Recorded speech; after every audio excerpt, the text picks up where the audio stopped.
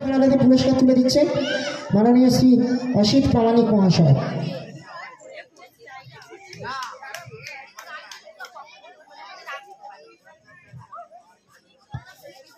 আমাদের অঙ্কন প্রতিযোগিতার গ বিভাগের দ্বিতীয় স্থানাধিকারী স্মৃতি সাউ, তুমি মঞ্চে চলে এসো। ওনার হাতে পুরস্কার তুলে দিচ্ছেন মাননীয় বিজয় কুমার সাউ মহাশয়।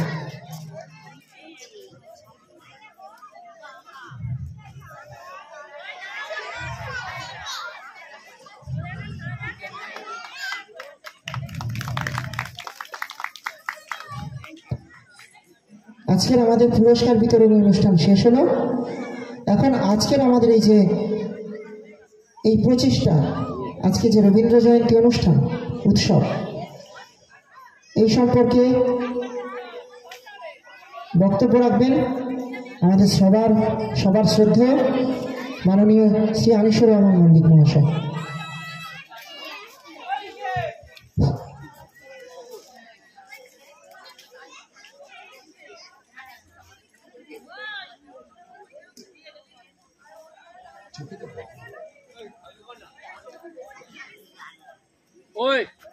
কবিগুরুকে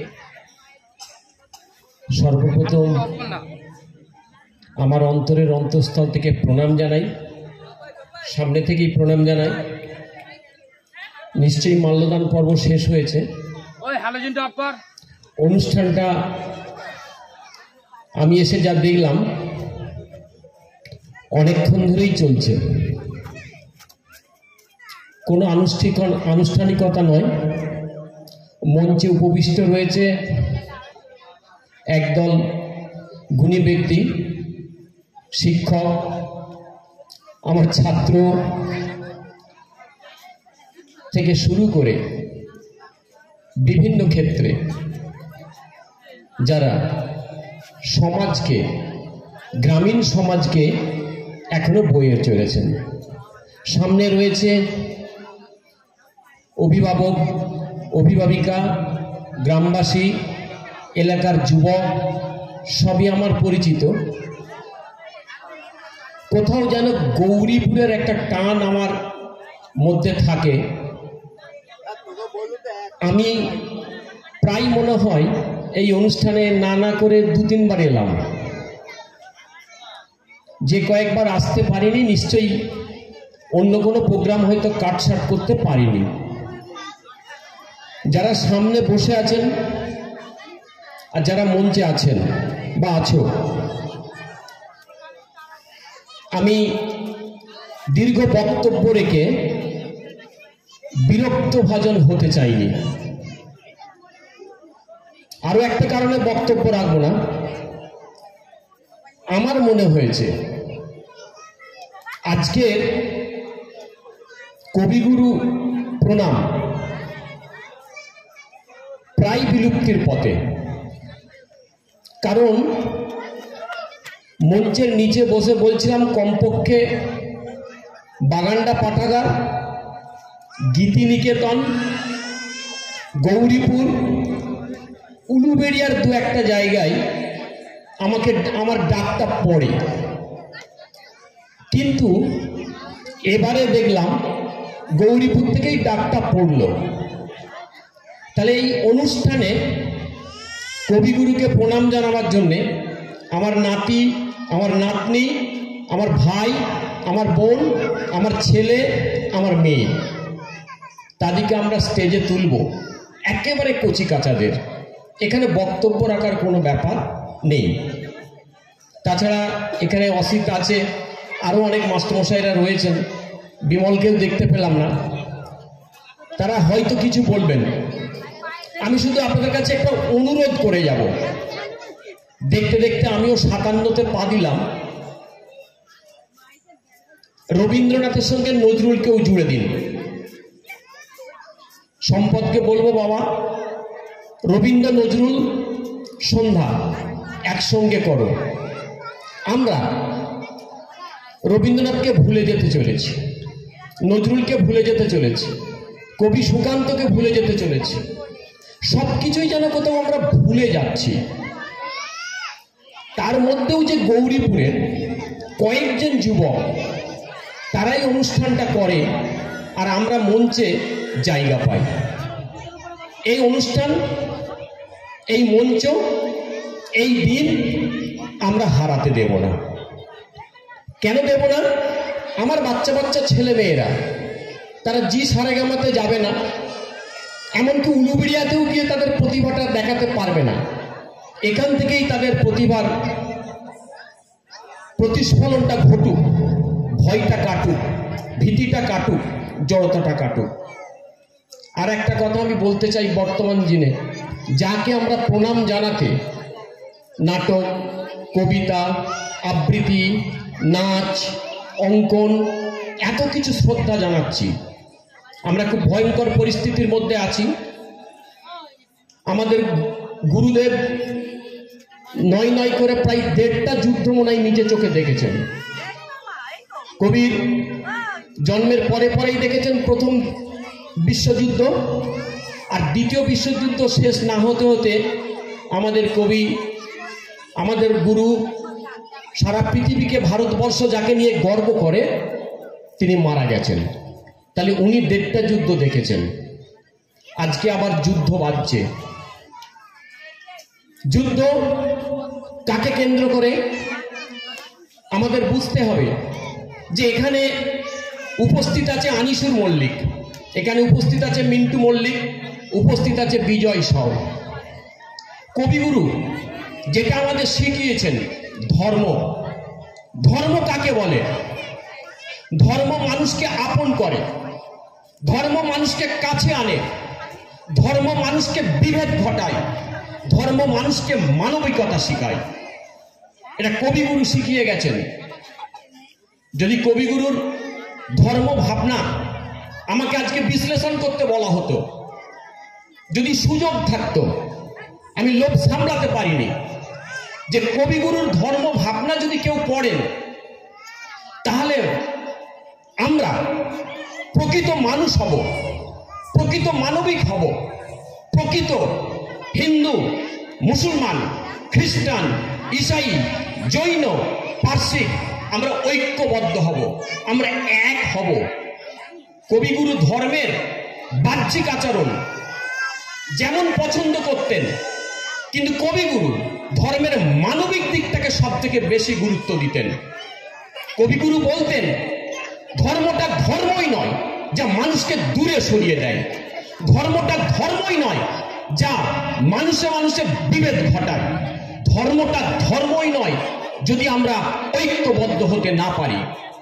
আজকে এই চরম সংকট মুহূর্তে দাঁড়িয়ে গৌরীপুরবাসীর কাছে, আমার ছাত্র ছাত্রীদের কাছে অনেকেই পরিচিত আছে, আমি কয়েকজনের নাম খুঁজছিলাম, যে বছরে 1বার 2বার দেখা হয়। আমাদের যে মধুর সম্পর্ক, একে যদি আমরা ঐক্যবদ্ধ করতে পারি, আমরা যুব সমাজের কাছে ধর্ম বলতে বিবেকানন্দ কি বুঝিয়েছিলেন, কবিগুরু কি বুঝিয়েছিলেন, আজকে ইলেকট্রনিক্স মিডিয়া, বৈদ্যুতিন মাধ্যম, ফেসবুক, উগ্র ধর্মান্ধত্ব এবং উগ্র রাজনৈতিক চিন্তা ভাবনা কোথাও যেন আমাদের এই শিক্ষা, এই চেতনাকে দূর করে দিচ্ছে। ফলে আমার কচিকাচা ছেলে মেয়েরা, কচিকাচা ভাই বোনেরা, আমার নাতি নাতনিরা, তারা এই সম্প্রীতির পরিবেশটাকে তারা খুঁজে পাচ্ছে না।